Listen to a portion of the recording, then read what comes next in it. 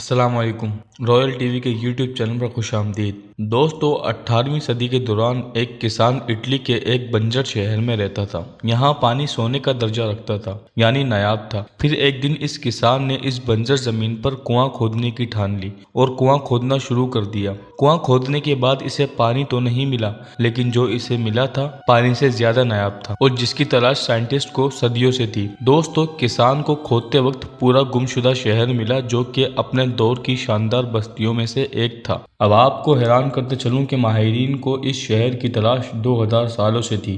یہ شہر دیکھنے میں جتنا عجیب لگ رہا ہے، اس سے بھی عجیب اس شہر کی ہسٹری ہے، کیونکہ اس شہر کا نام تھا پومپئی۔ پومپئی وہ شہر ہے جو 2000 سال پہلے 79 عیسوی میں ایسے تباہ ہوا جیسے کبھی تھا ہی نہیں۔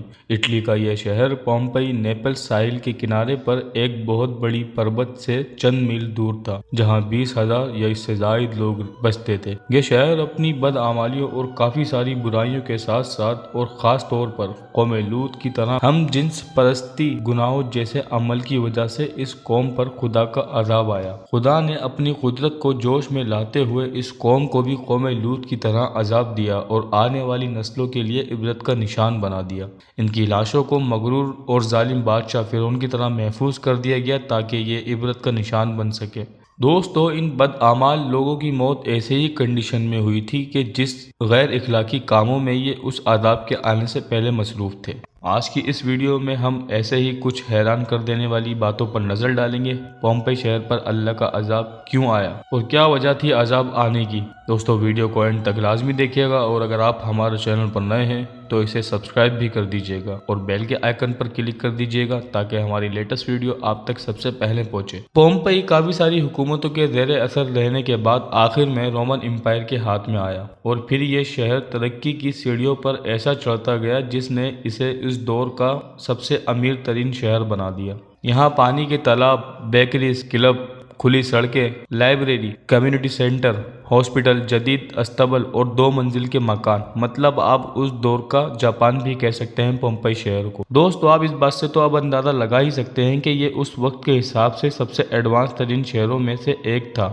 دوستو، آپ کی معلومات کے لیے بتاتا چلوں کہ پومپئی دنیا کا پہلا شہر تھا جہاں زیبرا کراسنگ شروع ہوئی۔ آئس کریم کیک کی انوینشن بھی یہیں ہوئی تھی، اور یہیں سے ہی کلیکٹیو باتھنگ یعنی اجتماعی غسل خانے کی شروعات ہوئی، جہاں مرد اور عورت دونوں ایک ساتھ نہا سکتے تھے۔ پومپئی شہر رومن امپائر کے کمرشل سٹیز میں سے ایک تھا، لیکن دولت کے علاوہ بھی ان کی خواہشیں اور تھیں جو کہ بہت ہی زیادہ عجیب اور واہیات تھی۔ آہستہ آہستہ اس شہر کی پہچان بدلنے لگی، جیسے اجتماعی غسل خانے اور اس طرح کے کافی سارے بے حیائی کے مرکز بننے لگے اس شہر میں، اور صرف کچھ سالوں بعد ہی یہ بے حیائی اس شہر کا مزاج بن گئی، اور اس کے بعد اس شہر کی پہچان کسی کمرشل، زرعی یا صنعتی شہر سے نہیں ہونے لگی، بلکہ آزاد خیال اور فری سوسائٹی شہر بن گیا۔ نہ کوئی پابندی، نہ کوئی روک ٹوک، اور ہر طرح کے قانونی اور سماجی لاس سے آزاد اور کھلے عام جنسی تعلقات اس شہر کی پہچان بن گئی، اور یہاں اب کاروبار صرف جسموں کا ہوتا تھا، تو اسی لیے دور دراز سے امیر لوگ اپنی عیاشیوں کے لیے اس شہر کا رخ کرتے۔ آپ نے حضرت لوط علیہ السلام کی قوم کا واقعہ تو سنا ہوگا۔ جب وہ قوم ہم جنس پرستی جیسے گناہوں میں شامل ہوئی تو خدا نے ان پر پتھر برسا کر اس قوم کو غارق اور نیست و نابود کر دیا۔ اب پومپئی شہر کے لوگ بھی ایسے ہی گناہ کی طرف کھینچے چلے جا رہے تھے، اور غیر اخلاقی حرکتیں کرنے میں اتنے آگے نکل گئے تھے کہ اب انہوں نے جانوروں کے ساتھ بھی جنسی تعلق قائم رکھنا شروع کر دیے، اور فحاشی اس شہر کا بیسک پارٹ بن چکا تھا۔ یہاں رہنے والی عورتیں اس گناہ سے اتنا پیسہ کما لیتی جتنا ایک بزنس مین کمانے کے بارے میں اس دور میں سوچا کرتا تھا، اور یہی وجہ تھی کہ اس گناہوں کے اندر مرد بھی شامل ہو گئے، اور جو صحت کے حساب سے اچھے تھے وہ مرد بھی اپنے آپ کو اس کام کے لیے پیش کرنے لگے، اور یہی وجہ تھی کہ صرف پیسے کے لیے غلاموں کے ساتھ ساتھ میجورٹی آف کامن سٹیزنز بھی اس گناہ میں جڑتے گئے۔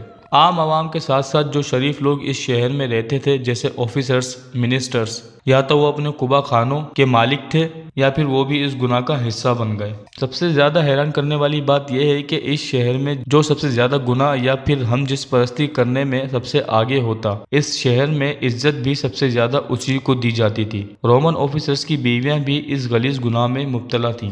اور اس شہر میں لوگ یہ کام کر کے شرمندہ ہونے کے بجائے فخر کرتے تھے۔ دوستو، اس شہر سے ملنے والی تصاویر اتنی بیہودہ اور فحش ہے کہ ہم آج بھی ان تصویر کو دیکھ کر شرمسار ہو جائیں۔ اس شہر کی دیواروں پر جو غیر اخلاقی شاعری لکھی ہوئی ہے، اس کی مثال نہ تو ماضی میں ملی اور نہ ہی مستقبل میں ملتی ہے۔ ماہرین نے پومپئی شہر کی دیواروں پر لکھی عبارت کا جب ترجمہ کیا تو دراصل اس دور کے جو شاعر تھے ان کی شاعری تھی، جو انہوں نے انسانی فطرت کے خلاف لکھی تھی، جس کے اندر بہت ہی نازیبہ الفاظوں کا استعمال کیا گیا ہے۔